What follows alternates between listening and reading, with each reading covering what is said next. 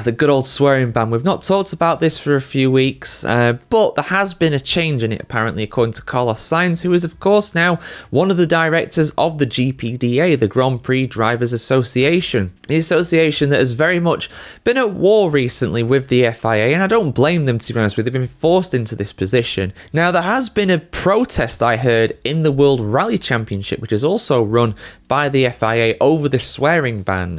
I think some guys have been fined a lot of money. I think 50,000 euros I remember hearing, which is a lot of money in general, but to a rally driver who is paid nowhere near as much as a Formula 1 Grand Prix driver, that is a sizable chunk of their income. I know the team will probably pay it, but still, that's a lot of money. But let's have a look, because apparently common sense, according to Sainz, has been added to this regulation with the FIA. Full article on the F1 Chronicle, as always. Common sense has been applied to the highly controversial new swearing ban in Formula 1. That is the view of Carlos Sainz, who is in China and was asked about the reports from Melbourne a week ago that indicated the FIA had backtracked on the harsh clampdown. From Australia onwards, stewards are only going to consider penalties for foul-mouthed drivers if the swearing takes place outside of the actual cockpit. So in short, basically Formula 1 drivers can say whatever they want over the radio when it comes to swearing in the actual car. But outside of that, let's have a look what actually is going to happen. Senior FIA steward Gary Connolly, also a member of the World Motorsport Council, told drivers in Melbourne that swear words on the radio in the heat of the moment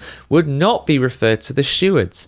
I think Gary Connolly was very helpful in explaining to us how the FIA is planning to approach the situation, said Sainz, who is a new director of the GPDA. I appreciate common sense, and this time it has prevailed. Everything has become very clear, and hopefully we can continue to move forward, the Williams driver added. Max Verstappen was the first to be penalised for describing his Red Bull as effed in an FIA press conference last year, and had to serve a community service in Rwanda as punishment. When asked about the newly eased rules, the Dutchman would not be drawn in.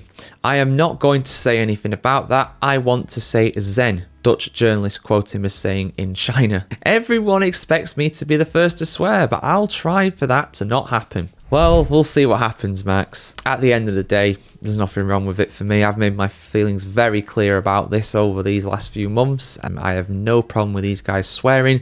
They are human beings. If it's in an official FIA press conference that's being broadcast live to the world, I can understand some sort of repercussion for that. But community service for Verstappen, come on, man. I mean, that's not a criminal offence. You know, he shouldn't be sweeping the streets and teaching Rwandan school children. I mean, he did it, you know, fair enough to the guy. You know, he shouldn't have to do that. He does that kind of thing anyway, not sweeping streets. At least I'm not aware of that anyway. I mean, you know, giving back to the community, as it were, you know, doing these FIA things like that, which is good on him. You know, if he wants to do it, you know, all power to you, man. But he shouldn't be forced to do it. That's not right. But let's see, guys. We'll have to see what happens with this one. Like I said, the World Rally drivers, the WRC drivers, did do a protest recently over this. And I don't blame them, because it hits them and their teams a lot harder than it does Formula 1, because the money involved in Formula 1 is astronomically higher